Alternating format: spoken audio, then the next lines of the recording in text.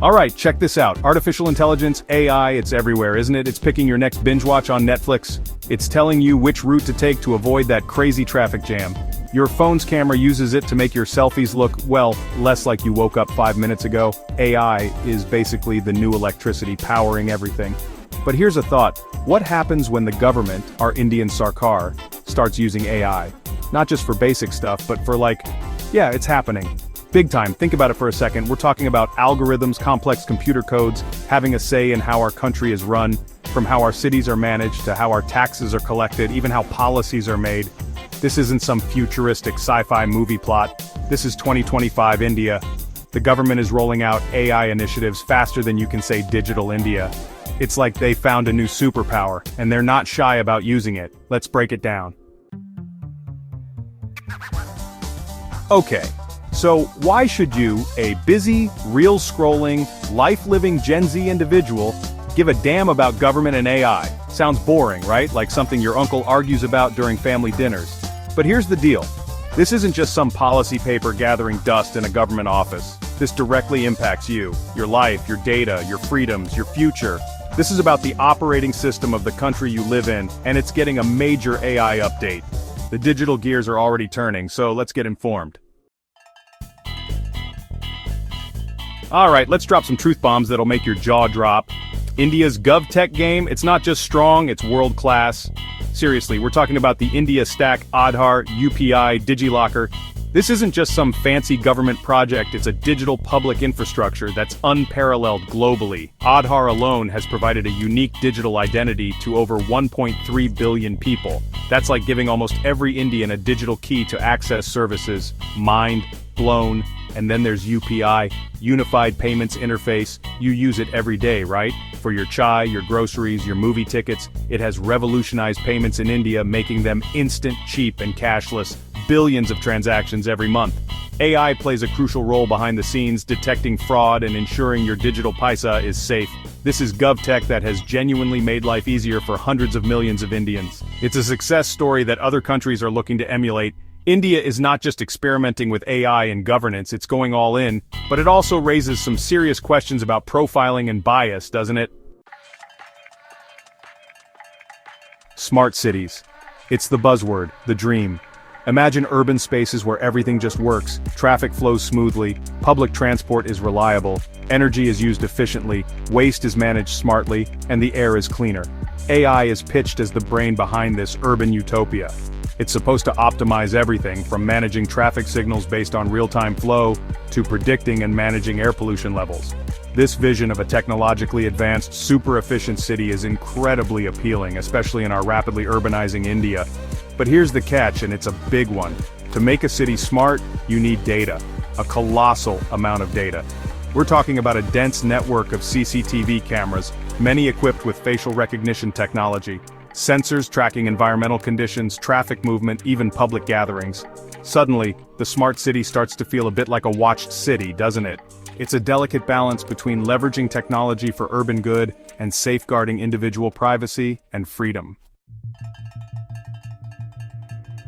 Section 5, Deep Dive, the India Stack, Digital Superpower or Data Goldmine. Now let's zoom in on the India Stack Aadhaar, UPI, and DigiLocker. This suite of digital platforms is genuinely revolutionary. Aadhaar, the unique digital identity for over 1 billion Indians, is the foundation. It has enabled millions to access banking, government welfare schemes, and other essential services for the first time. Think about the impact direct benefit transfers reaching the intended person, cutting out middlemen and corruption. That's a massive win for transparency and inclusion powered by a digital ID. Then there's UPI, which has completely transformed how India transacts. From the smallest street vendor to the largest e-commerce platform, everyone is on UPI. It's fast, it's seamless, it's incredibly cheap. Billions of transactions happen every month, making India a global leader in digital payments. AI works tirelessly in the background, detecting fraudulent transactions, ensuring the system's integrity, and making digital commerce safer and more accessible. This is a clear example of how GovTech can empower individuals and boost the economy. It's a phenomenal success story. Section 6, Deep Dive AI in the Boss's Chair, Policy and Decisions. Okay, so AI isn't just about making payments smoother or cities smarter. It's also stepping into the corridors of power, influencing policymaking and administrative decisions. Imagine AI algorithms sifting through vast datasets, economic indicators, census data, public health records, even social media sentiment, to help governments draft more effective policies and predict their impact. The potential here is huge evidence-based governance, where decisions are backed by data, not just gut feelings or political compulsions. This could lead to better outcomes for citizens. This is AI as a powerful analytical tool for governance. But can an algorithm truly capture the nuances of human performance or the complexities of social interactions? Section 7, Deep Dive, the Dark Side, Deepfakes and Digital Danda. Alright, let's talk about the scary stuff. The real risks that come with this AI revolution. First up, deepfakes. You've probably seen them online, incredibly realistic but completely fake videos or audio clips created by AI. Now imagine the chaos if deepfakes are used to spread misinformation during elections. Fake videos of political leaders saying outrageous things, fake audio clips inciting violence. In a country as diverse and digitally connected as India, this could be explosive, seriously undermining trust in democracy itself. Then there's the specter of digital oppression. When the government has access to vast amounts of citizen data through platforms like Aadhaar and uses AI to analyze this data, the potential for misuse is enormous. Section 8, Quickfire Quanda. Your AI governance doubts. Answered. Q1. So, is all this AI in Indian governance a bad thing? Should we just, unplug everything? Hold up, not so fast.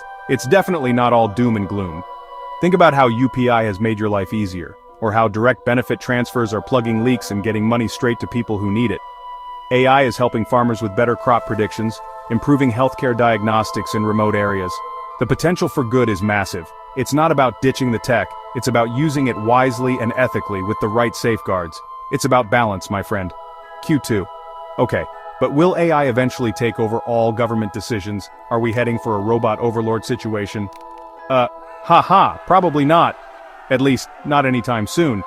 The idea for now is that AI should be a tool to human decision makers, not replace them entirely. Especially when it comes to complex issues that involve ethics, empathy, and understanding human context, things AI isn't great at. We need human-in-the-loop systems, where people have the final say, especially on critical decisions. So, no Skynet just yet, but we need to ensure robust human oversight. Q3. This all sounds pretty big and complicated. What can someone like me actually do about it? Great question. You can do a lot. Section 9, Conclusion, SmartGov, SafeGov, Finding the Balance. So after all this, what's the final word? Is India building a super efficient smart state or a creepy surveillance state? The honest answer, it's complicated. We're kind of building both, and hopefully we can steer it more towards the smart, and less towards the surveillance. We are standing at a critical juncture, a real turning point. The potential for AI to transform governance for the better is absolutely immense. We could see a future where public services are seamless, corruption is minimized, and policies are truly data-driven and effective. This GovTech revolution, powered by AI, has the capacity to make the Indian government more agile, more responsive, and more transparent. Imagine faster delivery of essential services from healthcare to education. Imagine resources being allocated more efficiently to tackle poverty and inequality. Imagine cities that are cleaner, safer, and more sustainable. Section 10. Call to action. Your turn to speak up. Look, this whole AI and governance thing, it's a massive deal. And this conversation is far from over. In fact, it's just getting started. So, what are your thoughts? Are you excited about the potential of a super smart Indian government? Or are you more worried about the Big Brother vibes? Where do you think India is heading? Drop your honest opinions, your concerns, your brilliant ideas in the comments section below. Let's get a real discussion going because this affects every single one of us. We need all voices in this debate. Whether you're a tech wizard, a social activist, a student trying to make sense of it all, or just an everyday citizen who cares about the future of our country, your perspective is valuable. Your experiences with digital services, your fears about data privacy, your hopes for a better India, share them. This isn't just a topic for experts in closed rooms, it's a we, the people issue. So don't be shy, speak up, engage, and let your voice be heard. Thanks for tuning in. Peace out.